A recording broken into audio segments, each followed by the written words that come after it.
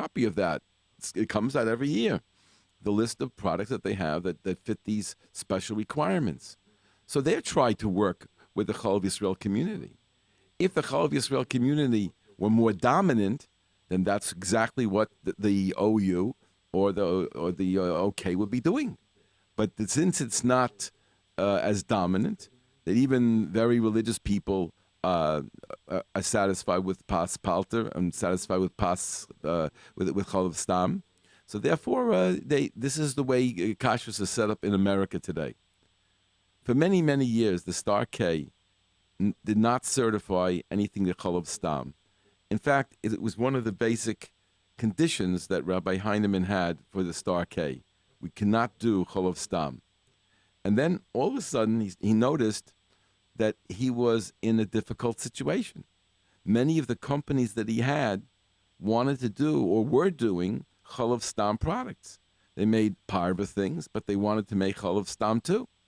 They weren't going to pay for chalav Yisrael. They weren't going to get availability of chalav Yisrael, and yet they wanted to have a dairy product. So what were they to do? So what he did was he worked together, he partnered with the Young Israel, the National Council of Young Israel, and created a new hashgacha called Star D. So it's a lot of times confused for the Star K because the Star K administers the Star D, but the Star D is not the Star K. So sometimes you'll find a product that says Star K dairy, and there'll be an announcement in the paper. This is an unauthorized Star K D. Product is not Star K certified. It's certified by Star D. So it's the same people running the doing the work, and everything's working out of one office, but it's a different business. It's a different service. The Star D is the Young Israel, National Council of Young Israel, and the Star K is, which there's the Star K in Baltimore. But the actions will run out of Baltimore. So this is done because otherwise they'd be out of business on a very, very large amount of business in America. So chalav stam is a very, very important thing, and they do include it in their system in this way, and all the other organizations do the same thing. My Rebbe was Rav Asher Zimmerman Zatzal. Rav Avram Asher Zimmerman, anyone who knew him knew that he was a big Yirei Shemayim, very mock, but you couldn't get him to move on anything, not l'chorma, not l'kula. The only thing you could do is if Rav Moshe Feinstein said something, it was not like he said, then you could tell him and he would change. But otherwise, he knew what he wanted. This is what it was, and there was no moving him. He was so adamant about Yashin and Chalav Yisrael, you can't imagine. But he said to me, Rabbi Yosef, this many, many years ago, talk about when I just started the magazine, a couple of years, he was in our Rabbi Zimmerman gave a shiur by us in the yeshiva. We had a yeshiva for 19 years. And Rabbi Zimmerman gave the shiur in Yoredeya. And he was my Rebbe for 30 years. So when I saw about him talking about that, the Kufa, we're talking about in the early 80s. And Rabbi Zimmerman said to me, Rabbi Yosef, you can take chalav stam product for advertisements. I said, what? This is the man who thinks of chalav Israel is like, maybe he was given from Moshe Rabbeinu before the Har Sinai, before Chazal made it up. I mean, he was very, very, very strong about chalav Israel. He held that you can't just switch and become chalav Israel. You have to kasher your kalim. He felt very strong about it. And yet he said to me, you can take chalav stam product advertisements. You're not selling it. You're just being modiyah the people. Because that is the concept that we have. If people want to be kosher chalav stam, then that's fine. We're going to work with them being kosher chalav stam. That's the OU position. And then many of the other agencies, even if they would like to have everything chalav Israel, they're not going to do it. And Rabbi Belsky Zatzal spoke about this only a little while ago at an ACO convention in the OU offices, and he said that if there are people in New York City who want chalav stam with the OU, then we're going to give them OU with a chalav stam product. That's what he said. He said he didn't believe we have to limit the people in New York City to only Chalav Yisrael. I mean, I think it would be a wonderful thing to do it. But anyway, that's what he said. Was that we're here to serve the people. And that's by all the Kashrus says, look, so therefore, don't bring any proof to this discussion about Chalav Yisrael and Chalav Stam from the fact that Kashrus agencies do it. They're doing it to serve the community. The same thing applies with Pas Palter. I'm not going to go into the topic of Pas Palter and Pas Yisrael, but Pas Palter is bread that is baked by a bakery. You know, if you get these bags of bread, the national companies would have a OU or a Cup K or an OK. These big companies that make breads that are packaged. So those breads are called Pas Palter. They're baked by non-Jewish bakers. There's a question in halacha whether you're allowed to use that. Some people are makbid and some people are not makbid. Doesn't mean anything that the Kashrus agency is giving those hashgachas, because what are they supposed to do for the rest of America who don't live in a community that has a Fruma bakery around the corner? Now, these are things that we have to understand. It doesn't really reflect an approval of the Kashrus agency. It just means that they're servicing the needs of the people who have those needs. We come to another area now. And this is very important for all of us listening. A Kashrus agency is using raisins. They're using strawberries. They're using blueberries. They give a shkach on wild salmon. Does that mean that there's no problem with these items? Does that mean they're not concerned about the anisakis in the wild salmon? Does that mean they don't believe what we've been talking about the problems with blueberries or strawberries or raisins? If they're using pineapples, and does that mean that they don't care about our problems we have about cutting off the ends or whatever it is? Whenever you were told that you should be machmir on, whether you do it or you don't, that's not an issue right now. But those things that you've heard over the time, water in New York City, anything that you've heard that there's a reason to be concerned about, and you see a Kashrus agency isn't going with that, does that mean that they hold there's no problem? This is a tricky question. Can't say the same thing maybe as the other one with the Chalav Stam and the Chalav Palter. Here we talk about a question: can you eat it? He can't eat it. So the answer is very simple. That's a myth. That if you see them using raisins, strawberries, and blueberries and wild salmon, and that means that there's no problem. That's absolutely a myth. It doesn't mean that. Because how do you know what they did to get that acceptable to them? How do you know how hard they worked, how limited they are, how often, how much work they do to get that, and how do you know that they didn't stop it already from doing it also?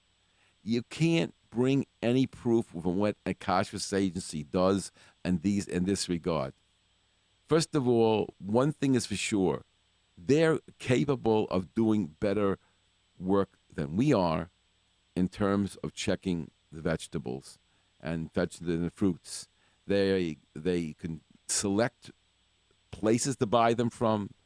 They have trained people who know how to examine them, whether they're examining all of them or they're making a chazaka, but at least they do know how to do that work.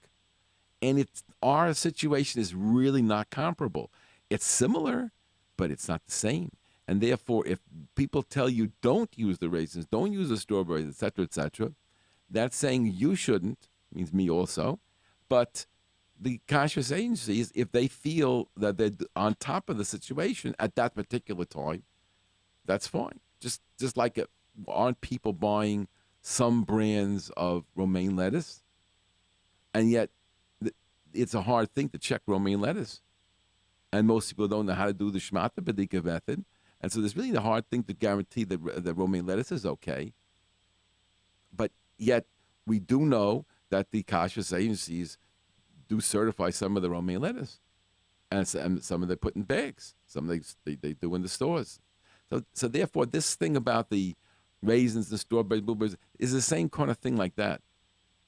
It's just a question of whether it can be replicated by us as easily as the work that they do. I want to tell a quick story that we mentioned maybe on the show before, but uh, there's a very fine yid. I'm going to leave out the name. I'll leave out the name of his company also, although I think I once mentioned it or twice mentioned on the air. There's a company that provides bakery goods to baking companies, to bakeries. And a lot of them from, and there are also Bagoysha bakeries he has to supply. So he, for a long time, was using raisins. And I happened to ask him, I said, "You're using raisins?" He said, "Yes." I said, "You have hashgacha?" He said, "Yes." He told me the name of the hashgacha, very, very strict hashgacha. So I said, how do you do it? He says, "Well, I can't tell you everything. I'm only allowed to buy raisins from a certain place, certain country or a certain area. And then they're going to take samples and examine it. And if they get back to me that it's acceptable, then I can use it." So he was doing that, and I met him in I think it was November of this year at Kosher Fest, and I asked him, "How's it going with the raisins?" He said, "I don't use raisins anymore, only currants." I said, "Why?" He said, "I was losing too much money because the Kashrus agency would take the samples and go through it thoroughly and get back to me most of the time, no." and and I had some of those times he had to own it, and he lost a lot of money by buying these things, hoping he was going to be able to get an approval on it, and he wasn't able to. So there you go. The system didn't work. So for a while it was working. Now, if I would have gone, if you'd have told me, if I'd have told you a while back, I would have said, "Oh, well, yeah, he does that. They can make you can get the raisins very easily. They're still doing it by this gentleman over here. All the bakeries are getting from him." So that would have been true at one time, but then it stopped. And that's what we all have to realize. Sometimes a lot of work goes into it. Maybe it's a special run for a certain amount of time. Maybe it's with extreme effort, and maybe they stop it. So this means don't look at the fact that a company is using raisins, strawberries as a, yeah, yeah. If you trust the hashgacha that they're doing a good job, so fine. No one says that they can't do a perfect job on these things. Anything that we are concerned about, they could control if they're sincere, if they're doing their work honestly. I can guarantee that all the concerns you've heard on this station, the Kashrus agencies could take care of. But sometimes they choose not to do it because it's so difficult and because they don't feel they're going to be able to guarantee it. And they just decide this is not going to be a good part for them, just like this gentleman now is only using currants in the baking goods that he's selling. So that's, I think, a very interesting story. I have really a whole another, I don't know, 10 or more of these things, but I'm not gonna keep people waiting forever. I'd love to hear your calls. You can call in now, 718-683-5858. Any Kashrus questions? If it's something about what we mentioned, fine. If not, we're glad to hear from you. And before we start by answering any of the questions, I just want to say a word or two about our sponsor, which is Glotmart, conveniently located at 1205 Avenue M. You know, at Glotmart, I think of price, service, convenience, and quality. Whether you shop for a few items or for a full wagon load, you can save plenty of money by shopping at Glotmart. And at Glotmart, you can save time by using their valet parking service. Just pull into Glotmart from the East 12th Street entrance. They'll park the car for you and have it ready to load up with all those special items that you've purchased in the store. There are a couple of items that are on sale now, which will not be on sale until, only just today and tomorrow. If you want to run in there and grab a 12-ounce Taster's Choice coffee, it's $9.99 for 12 ounce. They have Hadar lasagna noodles, regular oven ready, 2 for $3. Kedem sparkling grape juice, 2 for $5. Veal spare ribs, $8.99 a pound. These are a few items that I just ticked off here. Norman's Greek yogurt, 6 ounce, 99 cents.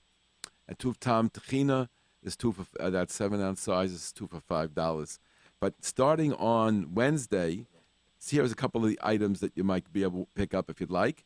They have the B&B mini pretzels, 6 for $1. Post fruity or cocoa pebbles, 15-ounce, $2.99. Pashka's mint thin, 7-ounce, 2 for $5. It's a good price. Beigel's chocolate or cinnamon pinwheels, $2.99. Oberlander's Hammentaschen, we're in the season already, 18-ounce at $3.99. So these are some of the items. And at Glattmart, you should know that the quality meats is A1, with kosher certification for both the Star K and the Vadakashas of Flatbush. With Beis Yosef meat expert Nikor, at Glattmart, you're getting quality Kashrus. Glattmart is at 1205 Avenue M. Meeting your shopping needs is their top priority. If you meet Dove in Glattmart, tell them you heard about Glattmart on Kashrus on the Air over Jroot Radio. Now I'm going to go, I see that no one called in yet, but you can reach us 718-683-5858, 718-683-5858. The phones are open, and texting is 347-927-8398. We do have a couple of people who texted in. They're asking me whether certain raisins are good. Now, you have to understand, my position is not anything. I'm not a big maven in this. I work with the David Goldstein, and I work with other people in the industry. I try to be on top of what's happening, but that's as far as I go. I don't take responsibility that I know everything about everything. We are of the opinion that at the present time, raisins are not recommended. That's the opinion that we have. And I read a lot about that, and I have something here which I'm going to read to you now. And, you might think I made this up. I just read it off from somebody it says 3 seconds ago. So it was 6:26, so it's a few more than 3 seconds ago. Anyway, I'm reading now from, this just happened to be that I had this with me and I was going to read it to you anyway. But since this gentleman or lady texted that in, it's very appropriate. I'm reading to you from the Jewish Tribune from London. It's the London Jewish Tribune. Very wonderful paper. And I get it all the time. If you have a chance to read it, it's very kedai. Especially a from person living in New York. It's a wonderful thing to see how they're living over the other side of the pond. And it gives you a very, very nice look at religious life over there. I don't know any paper that we have here that is similar to what they have there. Anyway, this is from the January 21st issue. Regarding raisins. Now, this is a gentleman, his picture here, nice beard. He's Hirsch Leib is his name. Hirsch Leib is Hirsch Leib Hirsch. Interesting. His full name is Hirsch Leib Hirsch. And he is in charge of insect infestation and checking in the Mashgiach for Kadassia, which is one of the leading kashrus authorities in England. And here's what he said. This is what the paper says. Regarding raisins, he says, Kadassia does indeed carry out sample checking as a heater in the following manner. From the raisins supplied for the bakeries, 3 boxes from each pallet are removed for checking. Boiling water is then poured over the raisins, which are allowed to soak for 20 minutes. Following this, the liquid is filtered and checked out on a specially lit table. This process is repeated 3 times. By then, the raisins are no longer edible. But if no infestation has been discovered, these samples make the rest of the consignment kosher. Can you imagine how much work is put in there?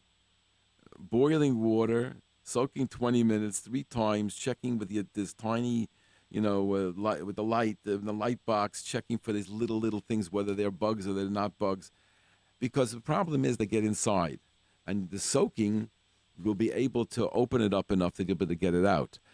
they'll come out and you'll see them. But if you don't see them at all, then obviously there is, then the assumption is that they're not in there. I mean, they take a very good sample from a very large sample and thoroughly destroy them.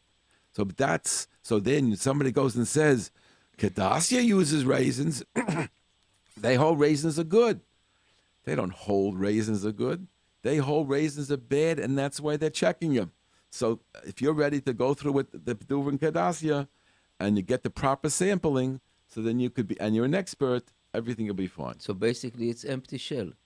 After 3 times of washing them, No, you can't eat those raisins. No, Those raisins throw out. Yeah, but you'll see if you didn't find anything. This is a method of getting the bugs out. Yeah, I know. But after let's say they don't find on this, you can eat them. These raisins? Yes, nothing. But no, but this is a sample. This is a sample. A sample. A Okay. sample. Yeah, They yeah. took he said he took 3. He said Basically, took 1 second. He took 3 boxes with 300 grams. They moved out for checking. Yeah. So out of each pallet. So each pallet they have a significant representation, and then on the basis of that they make a decision. I think it's a very responsible situation, and I don't think that we could do it so easily in our houses. Somebody asks you about, let's say a Kashrus organization certifies a cereal that has raisins or strawberries. Does that mean there are no bug problems with those raisins or strawberries? Or do I have to go according to my minhag of not eating those things? Well, this is a question that I don't really like answering over the telephone or over the radio or whatever this is, however you're hearing me. I just don't like the idea because you may have reasons why you are makpid and whom you've spoken to and what you hear here and which company you're talking about. It's so unfair to answer that as a general rule. But I would say this. If that kashrus agency is one that you hold is very strict, very, very strict, not just strict, they're very strict. They have a reputation as being very strict. Then you have to assume that they did their job. What's this in the shrita? What's in this and anything else? If they're not sincere, they're not doing their job in anything. So if you trust them in one thing, trust them in another. The only thing is that a lot of kashrus agencies are not of the opinion, let's say in the raisins and the strawberries, that there's any issue. So that's the problem. If you know it's an organization that takes the raisins and the strawberries seriously and doesn't just say, oh, there's no problem with it, and they do whatever they do, yeah, I would trust them. But if I always did. But if it's an organization that is just saying, oh, this is all wrong, there's no reason to be machmir at all. There's no concern with raisins, no concern with strawberries, then they didn't do anything. If they didn't do anything, then you're just as well off as you were before. And then you have to go follow your minhag. Okay, I hope I answered your question. For some reason, we don't see anybody calling in. You can reach us at 718-683-5858. I hope the phones are working. 683-5858. Okay, now, until we get somebody, maybe we won't get anybody, we're going to go back to the discussion we have about the different kinds of myths that exist in Kashrus. So now there are some. Let me give you one more story. Another story which is very important, and that is that years ago, Rabbi Moshe Feinstein was eating a certain food. I'm not going to tell you what it is because I don't want to get into shilas of what it's lashon hara. It's not lashon hara, but it is a certain food that he used to eat. Some of the people at that time didn't use it. So the question is, the Rabbi Moshe was Mekel, he didn't hold any problem. What did it mean? So when I investigated, I found out that Rabbi Moshe Feinstein found out that there were 2 plants, and he used from only one of the 2 plants. This is a fact. The Rabbi Moshe Feinstein in this particular situation, I'm not going to mention what it was, he would only use for his yeshiva and for himself from one of the 2 plants that the company owned. So that's how far it went. And that's why it's so foolish for people to just copycat other people. We have a few calls that are coming in now. So we'll take them and get back to you on other topics later. Okay, you're on Kashrus on the air. Can we help you? Alright, I was in the store the other day, and there was a bag of Dole lettuce with a Hashgacha labeled JR Produce with a KAJ sticker saying no checking necessary. Does that mean any Dole product with the same package doesn't need checking as well, or that's just on that specific package? Let me just tell you what we talked about that on the show before. First of all, I'm not going to answer you about whether or not this is a satisfactory arrangement. I'm not going to answer. I'm going to tell you what you're seeing, and you're going to have to take it from that point on. Dole is a big company. It's making lettuce that's used all across America and probably other countries as well. And it's all being made in the same place, basically in California, and maybe they have a couple of different plants or a bunch of different plants, but basically it's one company, and this is them. Because a lot of companies are not them. The Dole, I believe, they own their own places, I would guess. So anyway, they are Star certification to Dole on some of their products. I don't know which ones they do, which ones they don't, but they certify some of them. Now, when they certify them, it's the whole volume of everything that's going across America. And every once in a while, they can't get a product to be to their satisfaction. And they say, don't take off the Star K. So you'll have a lot of packages of Dole that don't have the Star K on it. And the same exact product could be right next to it in the store, has the Star K on it. And it's not in the package. It's not written on the package. It's jetted on with the date code. You see the Star K together with the date code. So when you don't see the Star K, that means the Star K doesn't certify it. Now KAJ, working together with a Rabbi Gruber, KIJ is working with Rabbi Gruber, and they have a mashgiach in a place that's owned by a company called J&R. J&R buys, let's say, 1,000 bags of this lettuce, and they're going to distribute it in our area. So so J&R hired the KAJ and Rabbi Gruber to have a mashgiach to check a sample of the bags that come to them to make sure that they're pretty clean. So they had they have a mashgiach sitting there, and the mashgiach goes through a certain number of bags. I can't tell you how many, and he says on the basis of that, he says we can use this today.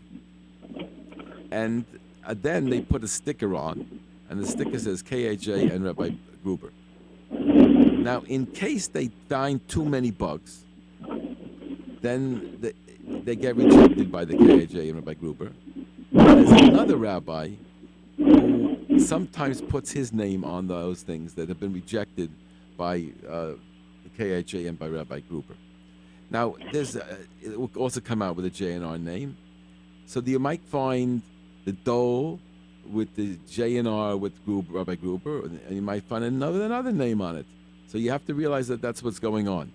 In addition to that, there's an interesting phenomenon which I heard from both sides.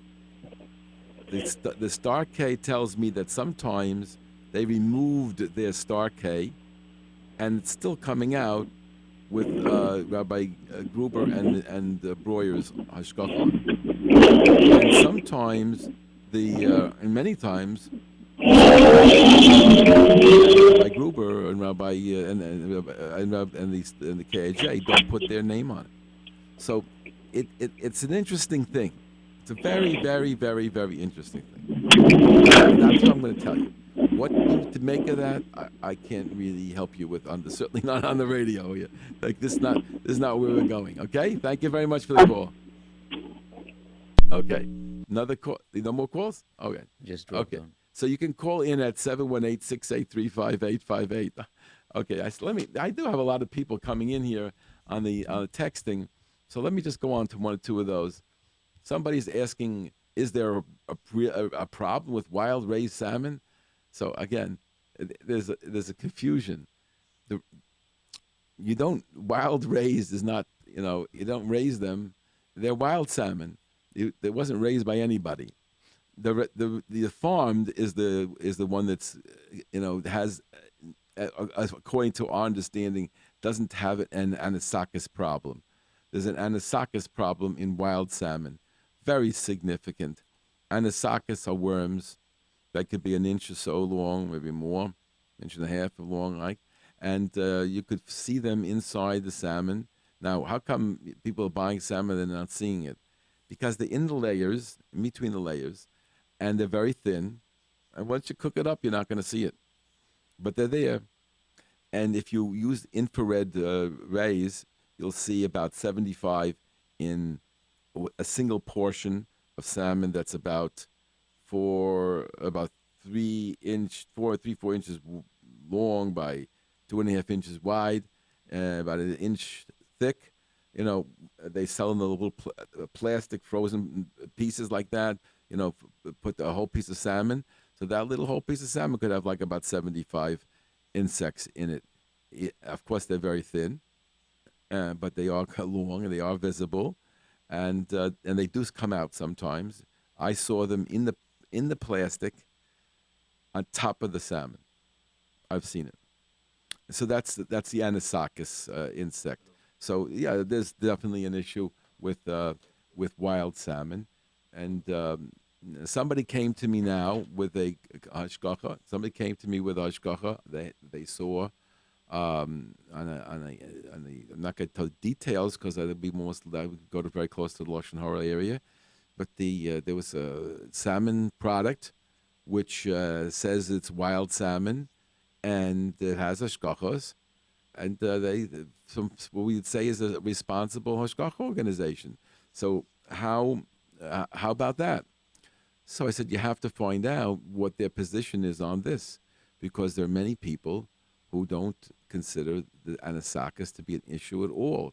It's a whole discussion about science and religion and the truth of the Torah it's very, very, very complex. We've discussed it here many times. If you need help on it, anywhere you'll find the discussion. It's definitely something you should look into if you haven't heard about it before, but there's too little time left to go through it tonight. Okay, we have a caller. Go ahead, please. Kashrus, go ahead. You're on the air. Go ahead, please. You're on the air. You are Hello. Okay, Hello? Yes, go ahead, please. Yeah. I'm not sure. I heard when I just turned on. I heard the word blueberries. I wasn't sure if you. How do you properly clean blueberries? I don't know. I don't think there is. Is there a way? I don't think so. You see, if it would be on the outside, I would say yes. But the problem is that in addition to being on the outside, very tiny thing called mites, and other things like that. There are probably aphids and all this stuff around there too. But you could have cleaned off the outside. The problem is the maggots inside also, and maggots is a big problem because there's no way to get it out. That maggots is what was the problem with raspberries, and in general people have stayed away from raspberries today, and that's what they have here in blueberries as well. And can I just ask another question? How do you explain to a very Yashrus, person that the idea of bugs? Like, it seems that this person does not think that there's any bugs anywhere.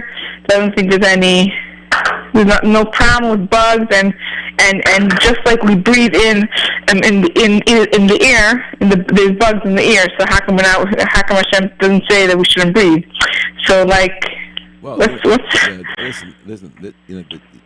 You don't need meat for that, because the Torah says clearly that the insects, you have 5 or 6 different lavin, 5 or 6 different averas for eating one of them. You don't need us. And if we don't see the bugs? Oh, so that you're right. if something you cannot see at all, you can't see it, there is no Easter in eating it.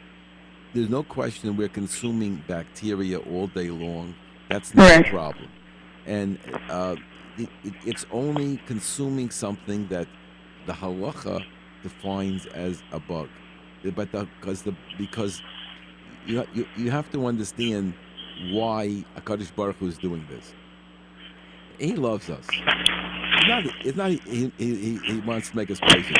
He loves us. And he wants us to understand that we have to be very careful about how we speak and how we eat. We have to be careful on both sides. We lost the person. You have to be careful on both sides. What goes into our mouth and what comes out of our mouth. And because of that, he wants us to understand that the smallest thing, the tiniest thing, can create tumah, can create impurity, which can mess you up majorly. It can get you killed if you go in the base of Migdash and you're tameh.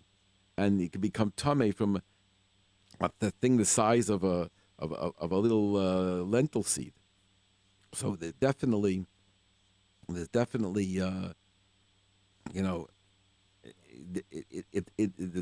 halacha is extreme about that. A namala is an ant. However big an ant is, even if you've seen ants, but I have to continue. Okay, however big the ants are that you see, but an ant is still a very tiny thing. And if one eats an ant, and the Torah says it openly, so you have to explain to the people, we're not manufacturing this. If anybody wants to see a little more about it, let them learn Shulchan Aruch Yoredeya Siman Pei Dalet, which is 84. In today's world, you don't have to go to the Shulchan Aruch and go to the Hebrew version. There is an English translation of the Shulchan Aruch. I haven't got a chance to see it yet. I think it's just called shulchanaruch.org or something like that. And there's another company called Sefaria, Sefaria, and they have this forum you can also see. So even without having any forum in your house today, between HebrewBooks.org and Sefaria and Shulchan Aruch, you can get all of these sources. And when you look at you go to Yoredeya, the section called Yoredeya, which is 84, Pei Dalet, and all the halachas are clearly explained over there. Okay. Okay, thank you very much. You're on the air. Hello? Yes, hi. Yes, go ahead. Okay, so about the salmon fish, the wild salmon fish that you were talking about, does that mean that all wild salmon fish have those worms, or it's just part of them? All wild salmon is potentially loaded with anisakis.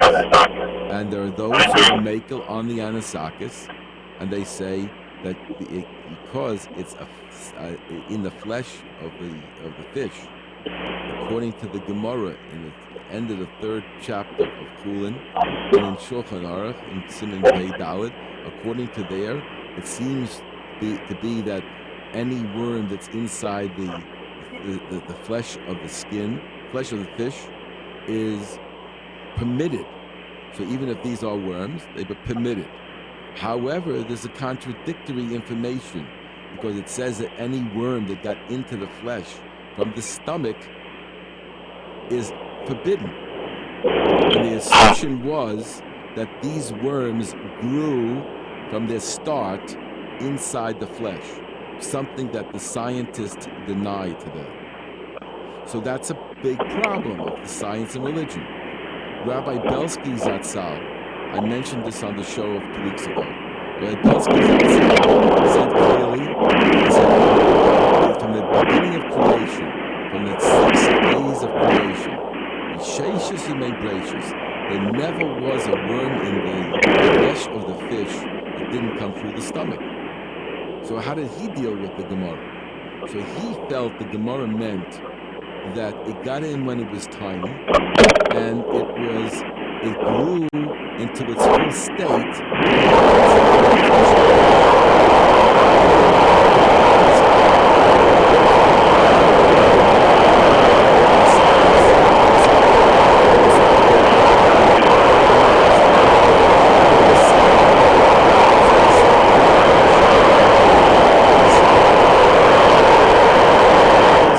inside something else. It's in inside seaweed or inside, and so therefore you don't see it.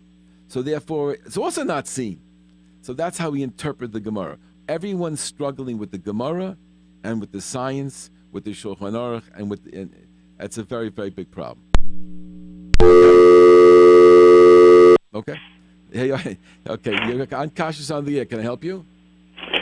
Yes, I just wanted to thank you for bringing up the topic that we had discussed earlier. I'm one of your biggest fans, and I don't eat blueberries or raisins now, and I do eat currants. Good. Well, this cranberry is also a fantastic product. Okay. And thank you very much for the call. Thank you. We'll see you Sunday. Oh, this one of my Talmidim from Sunday. Okay, I know who that is. Okay. Go ahead, please. You're on Kashrus on the air. Go ahead, please. Yes, hi. A can of A can of what? Yeah, a can of it's a fancy pink salmon, and it's a Hamish Hashkafa, and it's OU, and it says wild caught. Is that allowed? That's what. See, here's what I'm going to answer you. I talked about this before. I'm not going to ask you the name because I'm afraid I do know the name, and if I don't know, so fine. But the problem here is that we don't have to know who is making the statement. The OU is not concerned about the insects because Rabbi Belsky was Makel, and the OU's position is to be Makel, and they are not concerned about anisakis worms in fish. Finished. The other hashgacha, the Hamish hashgacha, it's interesting you're mentioning it, and it's good you just said the word Hamish, because if it's a Hasidic hashgacha, which it probably is, a Hasidic hashgachas, most of them do not concern themselves with the anisakis either. There are some. Can I tell you the company? No. Don't mention the name. We're going to stop talking. Don't mention the name, or we'll have to start talking. So if it's a Hamish hashgacha, and it means if it's Hasidic, they maybe also don't believe that there's issues with anisakis because they consider it to be apicorsis, the denial of the Torah's truth by saying that you believe the scientists against what seems to be the words in the Shulchan Aruch and the Gemara. I say seem to be because there's other ways to read the Gemara. The word darnami could mean only one specific worm. I don't want to get into details, but definitely there are other ways to learn the Gemara and the Shulchan Aruch, but it gets sticky with them. So that might be the situation. And even if they're doing it in an honest way, and they want to, we have to know whom they've assigned and what's the criteria that they have in order to say that the product is anisakis free. And that's something you could call that Hamish or Kashrus organization, and they would tell you. I don't know if the company would be able to help you or want to help you, but the Hamish hashgacha that you're referring to will answer your question. You ask them, are you of the opinion that anisakis is an issue? And if so, why this is okay? And the answer might be that we checked the lots, we do spot checking enough to satisfy us. And, then that's certainly a sincere answer. Mm-hmm. Okay? Okay, thank you very much. You're welcome. Go ahead. Another caller. Go ahead. You're on Kashrus on the air. Can we help you? Yeah, hi. I would like to know, with a convection oven, how do you treat it? In other words, you can eat milk to replace it from it, or as long as everything is wrapped, it's okay? How does it work? Why do you want to make convection different than other things? It's an oven. Right, but this is a combo. It's a microwave oven and it's a convection oven together as one unit. Okay, so I'm not familiar with that product, and I will have to defer to somebody else. My Rabbi taught that microwaves cannot be kashered, and that they become treif or they become fleishiks. You can't switch them back and forth. So he was very, very careful. But what kind of size is it? Does it look like a microwave, or it looks like a real oven? What is it? What size is it? Yeah, it looks like a microwave. It's not the microwave itself is a weak one. It's only like 500 watts. Yeah, but how big is this item? How big is this thing? So it's not very big. Well, then I would be choshesh as a regular microwave halachas, and I would only use it for one. Okay, that's what I want to know. Thank you very much. Take good care. Okay. You're on Kashrus on the air. Yes, I thought you might want to mention the story about the cherries that we got from Utah and all this work that went into getting them, find out they were kosher even though they didn't have a K on them. We did mention it. The lady called here and on the show, and we answered it then, right just then. Very good. I'm behind the times. Yeah, so the case was where there's it seems there's a packages of cherries that have some kind of oil and preservatives that seem to require a hashgacha, and because of the oils, and there's no hashgacha on the packaging, but our caller had contacted the company, found out there is a rabbi behind it, and the rabbi personally called me to tell me that he's in charge of it. And I said, but I didn't see anything on the package. He said, well, maybe there wasn't on that particular packaging, whatever, but there's no question that he takes responsibility for everything that comes from that plant, that he, and there's an erlich yid that sounded certainly that way, and it's a very simple thing, just whether this is kosher certified oil. That's basically the whole deal. And I was able to tell, because I got that information, when this woman called in with the same question, that she got this package also free.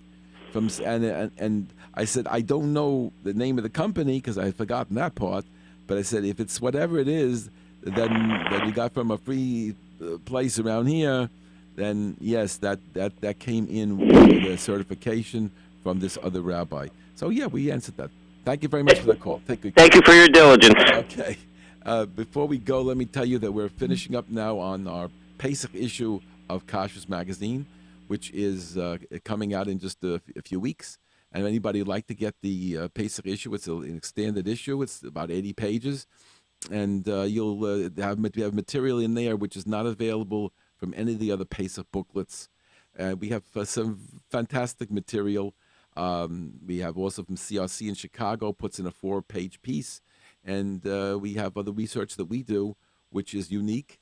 And there are a number of things there that are not found anywhere else.